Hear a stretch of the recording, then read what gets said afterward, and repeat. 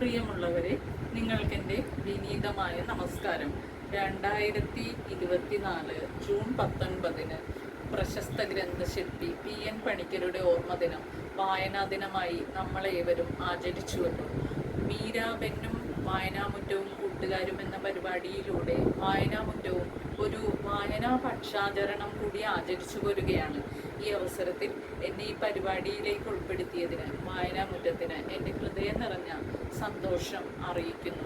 2017 പ്രവർത്തനം ആരംഭിച്ച വായനാമുറ്റം ഇന്ന് ലൈബ്രറി കൗൺസിലിൻ്റെ അംഗീകാരത്തോടു കൂടിയാണ് പ്രവർത്തിച്ചു പോരുന്നത്. നാളിതുവരെയുള്ള വായനാമുറ്റത്തിൻ്റെ എല്ലാ പ്രവർത്തനങ്ങളും സ്തുത്യർഹമാണ്. സ്ത്രീ പുരുഷ ഭേദമന്യേ വായന എന്ന ആശയത്തെ സമൂഹത്തിലേക്ക് എത്തിക്കുവാനും ബാലവേദിയുടെ പ്രവർത്തനത്തിലൂടെ മൂല്യച്യുതിയുള്ള പ്രതിജ്ഞാബദ്ധമായ ഒരു സമൂഹത്തെ വാർത്തെടുക്കുവാനും വായനാമുറ്റത്തിനും അതിൻ്റെ സാരഥികൾക്കും സാധിക്കട്ടെ എന്ന് ആശംസിക്കുന്നു. വായന എന്ന് പറയുന്നത് കേവലം ഒരു അറിവ് മാത്രമല്ല, അത് നമ്മുടെ ഓർമ്മയെ ഉത്തേജിപ്പിക്കുകയും വ്യത്യസ്തമായ ജീവിതാനുഭവങ്ങൾ പകർന്നു നൽകുന്ന ഒരു അനുഭൂതി കൂടിയാണ് വായന എന്ന് പറയുന്നത്. പുസ്തകങ്ങളില്ലാത്ത മുറി എന്ന് പറയുന്നത് ആത്മാവില്ലാത്ത ഒരു ശരീരം പോലെയാണ്. പട്ടിണിയായ മനുഷ്യ, നീ ഒരു പുസ്തകം കയ്യിലെടുത്തുകൊള്ളൂ, അതും നിനക്കൊരായുധമാണെന്ന് പറഞ്ഞ മഹാരഥന്മാർ ജീവിച്ചിരുന്ന നാടാണിത്.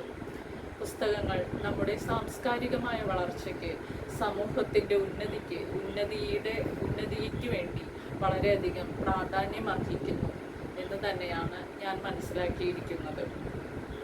ഈ അവസരത്തിൽ വായനാനുഭവം പങ്കുവയ്ക്കുക എന്ന് പറയുമ്പോൾ നമ്മുടെ ഭാഷ ആരംഭിച്ച കാലം മുതൽ നാളെ ഇതുവരെ, അതായത് ഈ 2024 യുവ എഴുത്തുകാരെ പോലും നമുക്ക് മാറ്റി നിർത്താനാവുന്നതല്ല. ഈ അവസരത്തിൽ മലയാളത്തിൻ്റെ പ്രശസ്ത കവി, നമ്മുടെ മലയാളത്തിൻ്റെ മുത്തച്ഛനായ ശ്രീ ONV സാറിൻ്റെ അമ്മ എന്ന കവിത ഒരിക്കൽ കൂടി അടുത്തിടെ വായിക്കുകയുണ്ടായി. ഈ അവസരത്തിൽ വ്യത്യസ്തമായ വായനാനുഭവം, എനിക്ക് അനുഭവപ്പെട്ട ഒരു വായനാനുഭവം നിങ്ങൾക്ക് മുന്നിൽ സമർപ്പിക്കുന്നു. 9 പേരവർ കൽപ്പണിക്കാർ, 9 മെയ്യും ഒരു മനസ്സുമായി ജീവിച്ചു പോന്ന കഥ. ആ 9 കൽപ്പണിക്കാരും പടുത്തുയർത്തിയ ഓരോ കോട്ടകളും ഒന്നിനൊന്ന് മനോഹരമായിരുന്നു, ഒന്നിനൊന്ന് പുകൾപെറ്റതായിരുന്നു. എന്നാൽ ഏറ്റവും അടുത്ത് പുതിയ കോട്ട അവർ പണിതപ്പോൾ ആ 9 കൽപ്പണിക്കാർ പണിത ആ കോട്ട ഒന്നുകൊണ്ടും ഭിത്തി ഉറയ്ക്കാതെ വന്നു, ഒന്നുകൊണ്ടും. എന്നിട്ട് അവർ ചാർത്തുകൾ മാറ്റി കുറിച്ചു നോക്കി, കയ്യുകൾ മാറി പണിതു നോക്കി, എന്നിട്ടും ഒന്നുകൊണ്ടും ഭിത്തി ഉറയ്ക്കാതെ വന്നപ്പോൾ ആരോ പറഞ്ഞു, 9 വധുക്കളിൽ ഒന്നിനെ ചേർത്ത് മതിൽ കെട്ടുവാനും അങ്ങനെ കെട്ടുന്ന ആ മതിലിന് ഏറെ പുകൾപെറ്റതായിരിക്കുമെന്നും പറയുകയുണ്ടായി.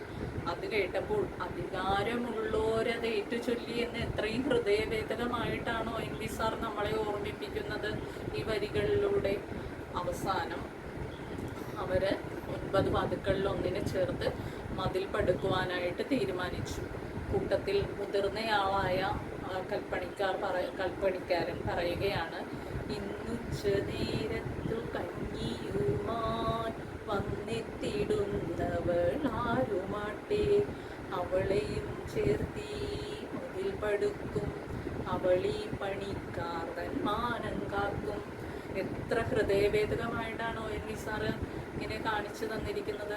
ആ കാലഘട്ടത്തിൽ നമുക്ക് ആർക്കും ചിന്തിക്കാൻ പോലും ആവാത്ത കാവ്യസങ്കല്പങ്ങളിലൂടെയാണ് ONV സാറ് സഞ്ചരിച്ചിരിക്കുന്നത്.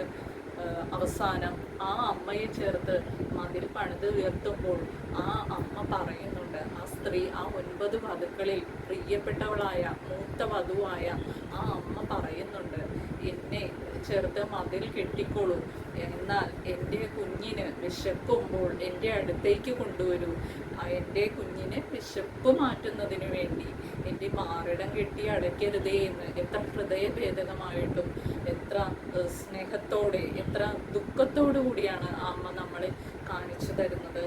അതുപോലെ ഒരു സ്നേഹനിധിയായ ഒരു അമ്മയെ പോലെ ഓരോ കുഞ്ഞുങ്ങളെയും വായനയിലൂടെ അറിവിൻ്റെ മുറ്റത്തേക്ക് ചേർത്ത് നിർത്തുന്നതിനും അവരെ നല്ലൊരു സമൂഹത്തിന് മുൻനിരയിൽ എത്തിക്കുന്നതിനും വായനാമുറ്റത്തിന് സാധിക്കട്ടെ എന്നും ഒരിക്കൽ കൂടി ആശംസിക്കുന്നു. തുടർന്ന് ഞങ്ങൾക്കും നാളെ വായനാമുറ്റത്തിൻ്റെ ഒരു കണികയെങ്കിലും ആകാനുള്ള ഭാഗ്യമുണ്ടാകട്ടെ എന്നും പറയുന്നു. ഹൃദയപൂർവ്വം നന്ദി.